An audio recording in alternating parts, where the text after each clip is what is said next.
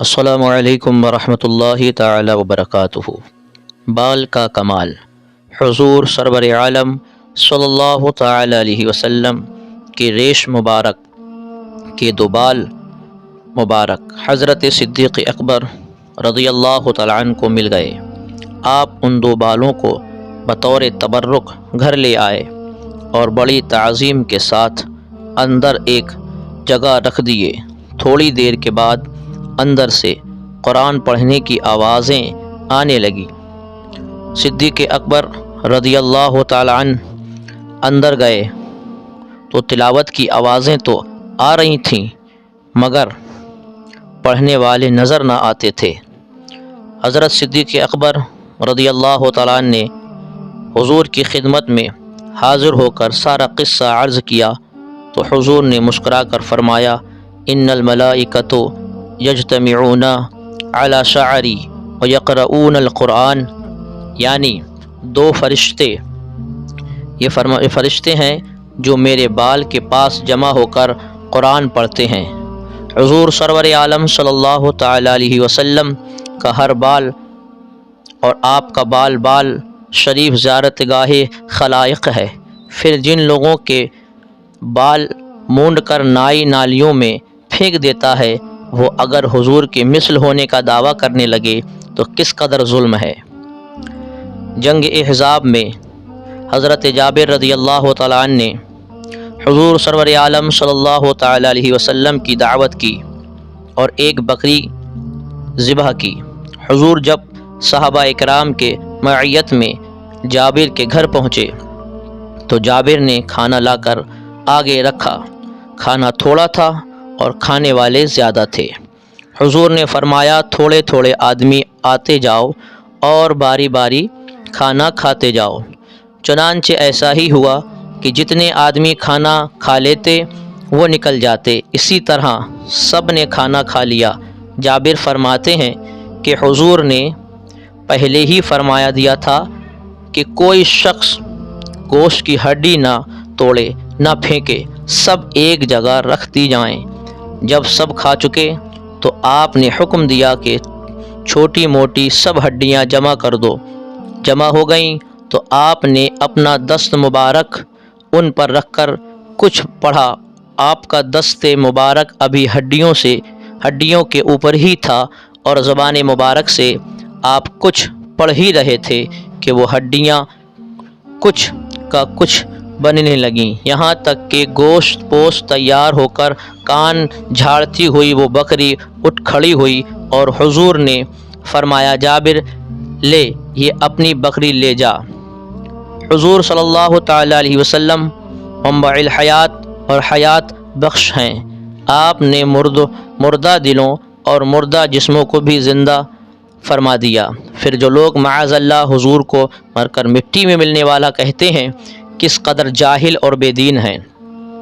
ایک صحابی حضرت خبیب حبیب اللہ بن فدیک رضی اللہ تعالیٰ عنہ کہیں جا رہے تھے کہ ان کا پاؤں اتفاق سے ایک زہریلے سانپ کے انڈے پر پڑ گیا اور وہ بس کیا اس کے زہر کے اثر سے حضرت حبیب بن فدیک رضی اللہ تعالیٰ عنہ کی آنکھیں بالکل سفید ہو گئیں اور نظر جاتی رہی۔ یہ حال دیکھ کر ان کے والد بہت پریشان ہوئے اور انہیں لے کر سرور عالم صلی اللہ تعالی علیہ وسلم کی خدمت میں پہنچے۔ حضور صلی اللہ تعالی علیہ وسلم نے سارا قصہ سن کر اپنا تھوک مبارک ان کی آنکھوں میں ڈالا تو حضرت حبیب بن فدیک کی اندھی آنکھیں فوراً روشن ہو گئیں اور انہیں نظر آنے لگا۔ راوی کا بیان ہے کہ میں نے خود حضرت فدیک کو دیکھا کہ اس وقت ان کی عمر شریف 80 سال کی تھی اور آنکھیں تو ان کی بالکل سفید تھیں مگر حضور کے تھوک مبارک کے اثر سے نظر اتنی تیز تھی کہ سوئی میں دھاگا ڈال لیتے تھے۔ جابر کا مکان اور 1000 مہمان۔ حضرت جابر رضی اللہ تعالیٰ عنہ نے جنگ خندق کے دنوں حضور صلی اللہ تعالی علیہ وسلم کے شکم انور پر پتھر بندھا دیکھا تو گھر آ کر اپنی بیوی سے کہا کہ کیا گھر میں کچھ ہے؟ تاکہ ہم حضور صلی اللہ علیہ وسلم کے لیے کچھ پکائیں اور حضور کو کھلائیں۔ بیوی نے کہا تھوڑے سے جو ہیں اور یہ ایک بکری کا چھوٹا سا بچہ ہے، اسے ذبح کر لیتے ہیں، آپ حضور صلی اللہ تعالیٰ علیہ وسلم کو بلائیے، مگر چونکہ وہاں لشکر بہت زیادہ ہے اس لیے حضور سے پوشیدگی میں کہے گا کہ وہ اپنے ہمراہ 10 آدمیوں سے کچھ کم ہی لائیں۔ جابر نے کہا کہ اچھا تو لو میں اس بکری کے بچے کو ذبح کرتا ہوں، تم اسے پکاؤ اور میں حضور کو بلا لاتا ہوں۔ چنانچہ جابر حضور کی خدمت میں پہنچے اور کان میں عرض کیا حضور میرے یہاں تشریف لے آئیے اور اپنے ساتھ 10 آدمیوں سے کچھ کم آدمی لے چلیے۔ حضور صلی اللہ تعالیٰ علیہ وسلم نے سارے لشکر کو مخاطب ہو کر فرمایا کہ چلو میرے ساتھ چلو، جابر نے کھانا پکایا ہے۔ اور پھر جابر کے گھر آ کر حضور نے اس تھوڑے سے آٹے میں اپنا تھوک مبارک ڈال دیا اور اسی طرح ہانڈی میں بھی اپنا تھوک مبارک ڈال دیا، اور پھر حکم دیا کہ اب روٹیاں اور ہانڈیاں پکاؤ۔ چنانچہ اسی تھوڑے سے آٹے اور گوشت میں تھوک مبارک کی برکت سے اتنی برکت پیدا ہوئی کہ 1000 آدمی کھانا کھایا، مگر نہ کوئی روٹی کم ہوئی اور نہ کوئی بوٹی۔ یہ حضور کی تھوک مبارک کی برکت تھی کہ حضور سے کھانے میں اتنی برکت پیدا ہو گئی کہ 1000 آدمی سیر شکم ہو کر کھا گئے، لیکن کھانا بدستور ویسا ہی کا ویسا ہی رہا اور کم نہ ہوا۔ اور یہ حضور کی تھوک مبارک ہے، اور جو ان کے مثل بشر بننے والے ہیں وہ اگر کبھی اپنے گھر کی ہنڈیاں میں بھی تھوکیں تو ان کی بیوی ہی وہ ہنڈیاں باہر پھینک دے گی اور کوئی کھانے کو تیار نہ ہوگا، گویا کہ ان کے تھوکنے سے تھوڑے بہت کھانے سے بھی ہاتھ دھو بیٹھنا پڑے گا۔ کوزے میں دریا۔ حدیبیہ کے روز سارے لشکر صحابی میں پانی ختم ہو گیا تھا، حتیٰ کہ وضو اور پینے کے لیے بھی پانی کا قطرہ تک باقی نہ رہا۔ حضور سرور عالم صلی اللہ تعالیٰ علیہ وسلم کے پاس ایک کوزہ پانی کا تھا۔ حضور جب اس کوزے سے وضو فرمانے لگے تو سب لوگ حضور کی طرف لپکے اور فریاد کی کہ حضور یا رسول اللہ صلی اللہ تعالیٰ علیہ وسلم، ہمارے پاس تو ایک قطرہ بھی باقی پانی کا نہیں ہے رہا، ہم نہ تو وضو کر سکتے ہیں اور نہ ہی اپنی پیاس بجھا سکتے ہیں۔ حضور یہ آپ ہی کے کوزے میں پانی باقی ہے، ہم سب کے پاس پانی ختم ہو گیا اور ہم پیاس کی شدت سے بے چین ہیں۔ حضور کے ہاتھ مبارک کی 5 انگلیوں اللہ تبارک و تعالیٰ نے، یعنی جب تمام لوگ صحابہ مل کر حضور کی خدمت میں اپنی پانی کی گزارش لے کر آئے تو حضور صلی اللہ تعالیٰ علیہ وسلم نے یہ بات سن کر اپنا ہاتھ مبارک اس کوزے میں ڈال دیا۔ لوگوں نے دیکھا کہ حضور کے ہاتھ مبارک کی 5 انگلیوں سے پانی کے 5 چشمے جاری ہو گئے اور سب لوگ ان چشموں سے سیراب ہونے لگے اور ہر شخص نے جی بھر کے پانی پیا اور پیاس بجھائی، سب نے وضو بھی کر لیا۔ حضرت جابر رضی اللہ تعالیٰ عنہ سے پوچھا گیا کہ لشکر کی تعداد کتنی تھی تو آپ نے فرمایا اس وقت اگر 1,00,000 آدمی بھی ہوتے تو وہ پانی سب کے لیے کافی تھا، مگر ہم اس وقت 1500 کی تعداد میں تھے۔ ہمارے حضور کو اللہ تبارک و تعالیٰ نے یہ اختیار تصرف عطا فرمایا ہے کہ آپ تھوڑی چیز کو زیادہ کر دیتے ہیں، نہ سے ہاں اور معدوم سے موجود کرنا اللہ کا کام ہے اور تھوڑے سے زیادہ کر دینا یہ مصطفیٰ کا کام ہے۔ عرب کے ایک صحرا میں ایک بہت بڑا قافلہ راہ پیما تھا، اچانک اس قافلے کا پانی ختم ہو گیا۔ اس قافلے میں چھوٹے بڑے، بوڑھے جوان، مرد عورتیں سبھی تھے۔ پیاس کے مارے سب کا برا حال تھا اور دور تک پانی کا نام و نشان نہ تھا اور پانی ان کے پاس ایک قطرہ تک باقی نہ رہا تھا۔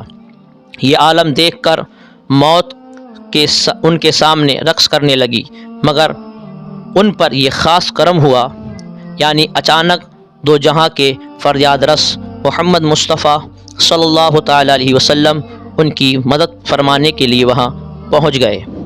حضور کو دیکھ کر سب کی جان میں جان آ گئی اور سب حضور کے گرد جمع ہو گئے۔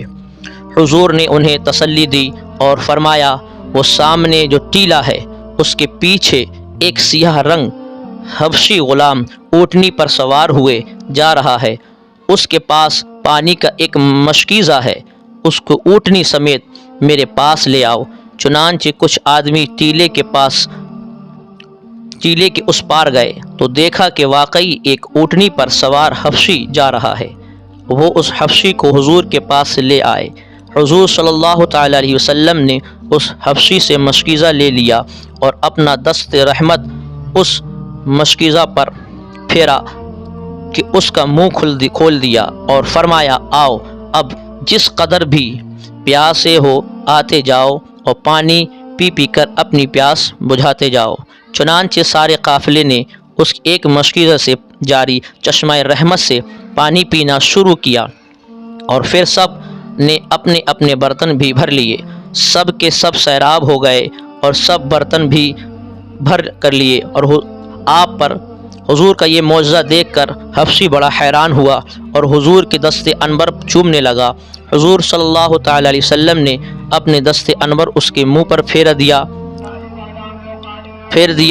شد سفید زنگی زادائے حبش ہجوم و دد روزے روشن شد ششم، یعنی اس حبشی کا سیاہ رنگ کافور ہو گیا اور وہ سفید پر نور ہو گیا۔ پھر اسی حبشی نے کلمہ پڑھ کر اپنا دل بھی منور کر لیا اور مسلمان ہو کر جب وہ اپنے مالک کے پاس پہنچا تو مالک نے پوچھا، تم کون ہو؟ وہ بولا، تمہارا غلام ہوں۔ مالک نے کہا کہ تم غلط کہتے ہو، وہ تو بڑا سیاہ رنگ کا تھا۔ وہ بولا، یہ ٹھیک ہے، مگر میں اس منبع نور ذات ببرکات سے مل کر اور اس پر ایمان لے کر آیا ہوں جس نے ساری کائنات کو منور فرما دیا ہے۔ مالک نے سارا قصہ سنا تو وہ بھی ایمان لے آیا۔ ہمارے حضور باذن اللہ دو جہاں کے فریاد رس ہیں اور مصیبت کے وقت مدد فرمانے والے ہیں۔ پھر اگر کوئی شخص یوں کہے کہ حضور کس قدر کسی کی مدد نہیں فرما سکتے اور کسی کی فریاد نہیں سنتے تو وہ کس قدر جاہل اور بے خبر ہے۔ پس اپنا عقیدہ یہ رکھنا چاہیے کہ فریاد امتی جو کرے حال زار میں ممکن نہیں کہ خیر بشر کو خبر نہ ہو۔ مدینہ منورہ ایک مرتبہ بارش نہیں ہوئی تھی، قحط کا سارا کا عالم تھا، سوکھا پڑ گیا تھا اور لوگ بڑے پریشان تھے۔ ایک جمعہ کے روز حضور صلی اللہ تعالیٰ علیہ وسلم جب کہ وعظ فرما رہے تھے، ایک اعرابی اٹھا اور عرض کرنے لگا، یا رسول اللہ صلی اللہ تعالیٰ علیہ وسلم، مال ہلاک ہو گیا، اولاد فاقہ کرنے لگی، دعائیں فرمائیے بارش ہو جائے۔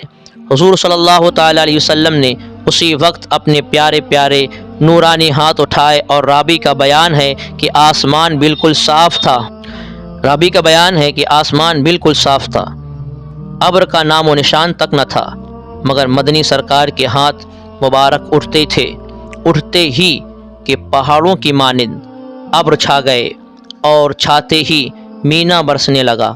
حضور منبر پر ہی تشریف فرما تھے کہ مینا شروع ہو گیا، اتنا برسا کہ چھت ٹپکنے لگی اور حضور کی ریش انور سے پانی کے قطرے گرتے ہیں۔ ہم نے دیکھے کہ پھر یہ مینا بند نہیں ہوا بلکہ ہفتہ کو بھی برستا رہا، پھر اگلے دن بھی اور پھر اس کے اگلے دن بھی، حتیٰ کہ لگاتار اگلے جمعہ تک برستا ہی رہا۔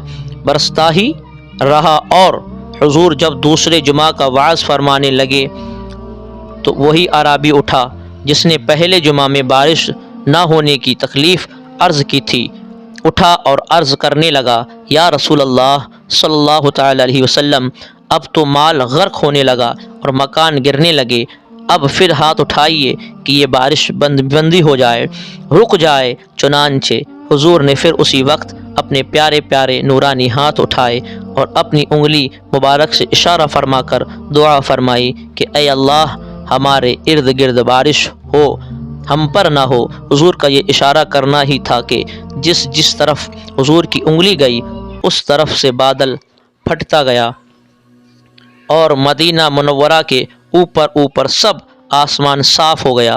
صحابہ کرام مشکل کے وقت حضور ہی کی بارگاہ میں فریاد لے کر آتے تھے اور ان کا یقین تھا یہ عقیدہ تھا کہ ہر مشکل میں یہی حل ہوتی ہے، اور واقعی وہی حل ہوتی رہی۔ اسی طرح آج بھی ہم حضور ہی کے محتاج ہیں، اور بغیر حضور کے وسیلہ کے ہم اللہ سے کچھ بھی نہیں پا سکتے، اور حضور صلی اللہ تعالیٰ علیہ وسلم کی حکومت بادلوں پر بھی جاری ہے۔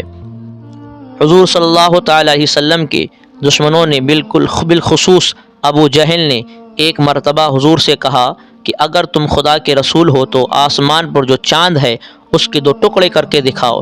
حضور نے فرمایا لو یہ بھی کر کے دکھا دیتا ہوں۔ چنانچہ آپ نے چاند کی طرف اپنی انگلی مبارک سے اشارہ فرمایا تو چاند کے 2 ٹکڑے ہو گئے۔ یہ دیکھ کر ابو جہل حیران ہو گیا، مگر بے ایمان مانا بھی نہیں اور حضور کو جادوگر ہی کہتا رہا۔ ایک روز مقام صحبہ میں حضور صلی اللہ تعالیٰ علیہ وسلم نے نماز ظہر ادا کی، اور پھر حضرت علی رضی اللہ تعالیٰ عنہ کو کسی کام کے لیے روانہ فرمایا۔ حضرت علی رضی اللہ تعالیٰ عنہ کے واپس آنے تک حضور صلی اللہ تعالیٰ علیہ وسلم نے نماز عصر بھی ادا فرما لی، اور جب حضرت علی واپس آئے تو ان کی آغوش میں اپنا سر رکھ کر حضور سو گئے۔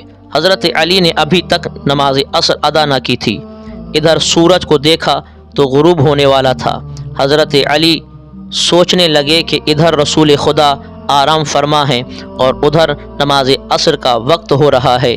رسول خدا کی استراحت کا خیال رکھوں تو نماز جاتی ہے، اور نماز کا خیال کروں تو رسول خدا کی استراحت میں خلل واقع ہوتا ہے۔ کیا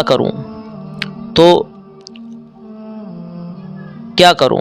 آخر مولا علی شیر خدا رضی اللہ تعالیٰ نے فیصلہ کیا کہ نماز کو قضا ہونے دو، مگر حضور کی نیند مبارک میں خلل نہ آنے پائے۔ چنانچہ سورج ڈوب گیا اور عصر کا وقت جاتا رہا۔ حضور اٹھے تو حضرت علی کو مغموم یعنی غمگین پایا۔ دیکھ کر وجہ دریافت کی تو حضرت علی نے عرض کیا یا رسول اللہ، میں نے آپ کی استراحت کے پیش نظر ابھی تک نماز عصر نہیں پڑھی اور سورج غروب ہو گیا۔ حضور نے فرمایا تو غم کس بات کا؟ لو ابھی سورج واپس آتا ہے اور پھر اسی مقام پر آ کر رکتا ہے جہاں وقت عصر ہوتا ہے۔ چنانچہ حضور نے دعا فرمائی تو غروب شدہ سورج پھر نکلا اور الٹے قدم اسی جگہ آ کر ٹھہر گیا جہاں عصر کے وقت ہوتا ہے۔ حضرت علی نے اٹھ کر عصر کی نماز پڑھی تو سورج غروب ہو گیا۔ ہمارے حضور کی حکومت سورج پر بھی جاری ہے اور آپ کائنات کی ہر ذرہ کے حاکم و مختار ہیں۔ آپ جیسا نہ کوئی ہوا، نہ ہوگا، نہ ہو سکتا ہے۔ حضور صلی اللہ تعالیٰ علیہ وسلم نے حضرت صدیق اکبر رضی اللہ تعالیٰ عنہ کی معیت میں جب کہ مکہ سے ہجرت فرمائی تو قریش مکہ نے اعلان کیا کہ جو کوئی محمد صلی اللہ تعالیٰ علیہ وسلم اور اس کے ساتھی صدیق اکبر کو گرفتار کر لائے گا اسے 100 اونٹ انعام میں دیے جائیں گے۔ سراقہ بن جعشم نے یہ اعلان سنا تو اپنا تیز رفتار گھوڑا نکالا اور اس پر بیٹھ کر کہنے لگا کہ میرا یہ تیز رفتار گھوڑا محمد اور ابو بکر کا پیچھا کر لے گا اور میں ابھی ان دونوں کو پکڑ لاتا ہوں۔ چنانچہ اس نے اپنے گھوڑے کو دوڑایا اور تھوڑی دیر میں حضور کے قریب پہنچ گیا۔ صدیق اکبر نے جب دیکھا کہ سراقہ گھوڑے پر سوار ہمارے پیچھے آ رہا ہے اور ہم تک پہنچنے ہی والا ہے تو عرض کیا یا رسول اللہ صلی اللہ تعالیٰ علیہ وسلم، سراقہ نے ہمیں دیکھ لیا ہے اور وہ دیکھیے ہمارے پیچھے آ رہا ہے۔ حضور نے فرمایا اے صدیق کوئی فکر نہ کرو، اللہ ہمارے ساتھ ہے۔ اتنے میں سراقہ بالکل قریب آ پہنچا تو حضور نے دعا فرمائی تو زمین نے فوراً سراقہ کے گھوڑے کو پکڑ لیا اور اس کے چاروں پیر پیٹھ تک زمین میں دھس گئے۔ سراقہ یہ منظر دیکھ کر گھبرایا اور عرض کرنے لگا یا محمد، مجھے اور میرے گھوڑے کو اس مصیبت سے نجات دلائیے۔ میں آپ سے وعدہ کرتا ہوں کہ میں پیچھے مڑ جاؤں گا اور جو کوئی آپ کا پیچھا کرتا ہوا آپ کی تلاش میں ادھر آ رہا ہوگا اسے بھی واپس لے جاؤں گا اور آپ تک نہ آنے دوں گا۔ چنانچہ حضور کے حکم سے زمین نے اسے چھوڑ دیا۔ ہمارے حضور کا حکم فرمان زمین پر بھی جاری ہے۔ اور کائنات کی ہر چیز اللہ نے حضور کے تابع کر دی ہے۔ پھر جس شخص کی اپنی بیوی بھی اس کے تابع نہ ہو، وہ اگر حضور کی مثل بننے لگے تو وہ کس قدر احمق اور بے وقوف ہے۔ ایک مرتبہ ایک اعرابی حضور صلی اللہ تعالیٰ علیہ وسلم سے کہا کہ اے محمد، اگر آپ اللہ کے رسول ہیں تو کوئی نشانی دکھلائیں۔ حضور نے فرمایا اچھا لو دیکھو، وہ جو سامنے درخت کھڑا ہے اس سے جا کر کہنا، اتنا صرف کہہ دو کہ تمہیں اللہ کے رسول بلا رہے ہیں۔ چنانچہ وہ اعرابی اس درخت کے پاس گیا اور اس سے کہا کہ تمہیں اللہ کے رسول بلا رہے ہیں۔ وہ درخت یہ بات سن کر اپنے آگے پیچھے اور دائیں بائیں اور اپنے جڑیں زمین سے اکھاڑ کر زمین پر چلنے لگا اور چلتے ہوئے حضور کی خدمت میں حاضر ہو گیا اور عرض کیا کہ السلام علیکم یا رسول اللہ۔ وہ اعرابی حضور سے کہنے لگا کہ اب اسے حکم دیجئے کہ وہ پھر اپنی جگہ پر چلا جائے۔ چنانچہ حضور صلی اللہ تعالیٰ علیہ وسلم نے اسے فرمایا کہ وہ جاؤ، واپس چلے جاؤ۔ وہ درخت یہ سن کر پیچھے مڑ گیا اور اپنی جگہ جا کر پھر قائم ہو گیا۔ اعرابی یہ معجزہ دیکھ کر مسلمان ہو گیا اور حضور کو سجدے کرنے کی اجازت چاہی۔ حضور نے فرمایا سجدہ کرنا جائز نہیں۔ پھر اس نے حضور کے ہاتھ پیر مبارک چومنے کی اجازت چاہی تو حضور نے فرمایا ہاں یہ بات جائز ہے، اور اس نے حضور کے ہاتھ اور پیر مبارک چوم لیے۔ ہمارے حضور کا حکم درختوں پر بھی جاری ہے، اور یہ بھی معلوم ہوا کہ بزرگوں کے ہاتھ پیر چومنے جائز ہیں۔ حضور صلی اللہ علیہ وسلم نے اس سے منع نہیں فرمایا ہے۔ بنی نجار کے ایک باغ میں ایک دیوانہ اونٹ گھس آیا۔ جو شخص بھی اس کے باغ میں جاتا وہ اونٹ اسے کاٹنے دوڑتا تھا۔ لوگ بڑے پریشان تھے اور حضور صلی اللہ تعالیٰ علیہ وسلم کی خدمت میں حاضر ہوئے اور سارا قصہ عرض کیا۔ حضور نے فرمایا چلو میں چلتا ہوں۔ چنانچہ حضور اس باغ میں تشریف لے گئے اور اس اونٹ سے فرمایا ادھر آؤ۔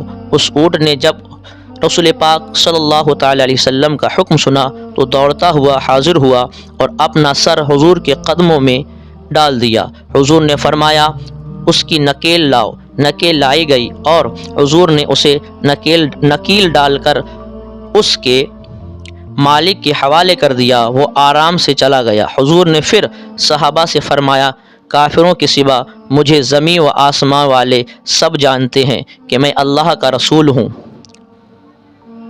ہجرت سے پہلے بیت اللہ کی کنجی قریش مکہ کے قبضے میں تھی، اور یہ کنجی عثمان بن طلحہ کے پاس رہا کرتی تھی۔ یہ لوگ بیت اللہ کو پیر اور جمعرات کے روز کھولا کرتے تھے۔ ایک دن حضور صلی اللہ تعالیٰ علیہ وسلم تشریف لائے۔ عثمان بن طلحہ سے دروازہ کھولنے کو فرمایا تو عثمان نے دروازہ کھولنے سے انکار کر دیا۔ حضور نے فرمایا اے عثمان، آج تو یہ دروازہ کھولنے سے انکار کر رہا ہے، ایک دن ایسا بھی آئے گا کہ بیت اللہ کی یہ کنجی میرے قبضے میں ہوگی اور میں جسے چاہوں گا یہ کنجی دوں گا۔ عثمان نے کہا تو کیا اس دن قوم قریش ہلاک ہو چکی ہوگی؟ دیکھا جائے گا۔ پھر ہجرت کے بعد جب مکہ فتح ہوا اور حضور صلی اللہ تعالیٰ علیہ وسلم کے صحابہ قدوس لشکر سمیت مکہ پہ فاتحانہ داخل ہوئے تو سب سے پہلے کعبہ شریف میں تشریف لائے اور اسی کلید بردار عثمان سے کہا کہ لاؤ وہ کنجی میرے حوالے کرو۔ ناچار عثمان کو وہ کنجی دینی پڑی۔ حضور نے وہ کنجی لے کر عثمان کو مخاطب کر فرمایا کہ عثمان لو، کلید بردار میں بھی تجھی کو مقرر کرتا ہوں، تم سے کوئی ظالم ہی کنجی نہ لے گا۔ عثمان نے دوبارہ کنجی لی تو حضور نے فرمایا عثمان وہ دن یاد ہے جب میں نے تم سے کنجی طلب کی تھی اور تم نے دروازہ کھولنے سے انکار کر دیا تھا، اور میں نے کہا تھا کہ ایک دن ایسا بھی آئے گا کہ یہ کنجی میرے قبضے میں ہوگی اور میں جسے چاہوں گا دوں گا۔ عثمان نے کہا ہاں حضور مجھے یاد ہے، اور میں گواہی دیتا ہوں کہ آپ اللہ کے سچے رسول ہیں۔ ہمارے حضور اگلی پچھلی سب باتوں کا علم رکھتے ہیں، اور قیامت تک جو کچھ بھی ہونے والا ہے سب آپ پر روشن ہے۔ خدا نے آپ کو علم غیب عطا فرمایا اور آپ دانائے غیوب و عالم و ما کانا و یکون ہیں۔ پھر اگر کوئی شخص یوں کہے کہ حضور کو کل کی بات کا علم نہ تھا تو وہ کس قدر جاہل ہیں۔ جنگ تبوک میں سرور عالم صلی اللہ تعالی علیہ وسلم کی اونٹنی گم ہو گئی تو ایک منافق نے مسلمانوں سے کہا کہ تمہارا محمد صلی اللہ تعالی علیہ وسلم تو نبی ہونے کا دعویٰ کرتے ہیں، مدعی کرتے ہیں، اور تمہیں آسمان کی باتیں سناتا ہے، پھر اسے اپنی اونٹنی کا پتہ کیوں نہیں چلتا؟ وہ کہاں ہے؟ حضور نے جب منافق کی یہ بات سنی تو فرمایا بے شک میں نبی ہوں اور میرا علم اللہ ہی کا عطا کیا ہوا فرمودہ ہے۔ لو سنو، میری اونٹنی فلاں جگہ کھڑی ہے، ایک درخت نے اس کی نکیل کو روک رکھا ہے، جاؤ وہاں سے اس اونٹنی کو لے آؤ۔ چنانچہ صحابہ اکرام گئے تو واقعی اونٹنی اسی جگہ کھڑی تھی اور اس کی نکیل ایک درخت سے اٹکی ہوئی تھی۔ ہمارے حضور نے اس قدر علم غیب ہمارے حضور کو اللہ نے اس قدر علم غیب عطا فرمایا ہے کہ کوئی بات آپ سے چھپی ہوئی نہیں، مگر منافق اس علم غیب سے معترض ہیں، یعنی انکار کرتے ہیں۔ اگر واقعی آپ کو یہ معجزہ رسول پسند آئے ہوں اور یہ ویڈیو پسند آئی ہو تو ہمارے آقا صلی اللہ علیہ وسلم کے معجزے مبارک کی جانکاری کے لیے، سننے کے لیے اور اسی طریقے کی پیاری پیاری ویڈیو پانے کے لیے ہمارے چینل کو سبسکرائب، لائک، بیل آئیکن کو ضرور دبائیں تاکہ روزانہ دینی معلومات ویڈیو آپ حضرات کی خدمت میں سب سے پہلے پہنچے۔ تب تک کے لیے خدا حافظ۔ السلام علیکم ورحمۃ اللہ۔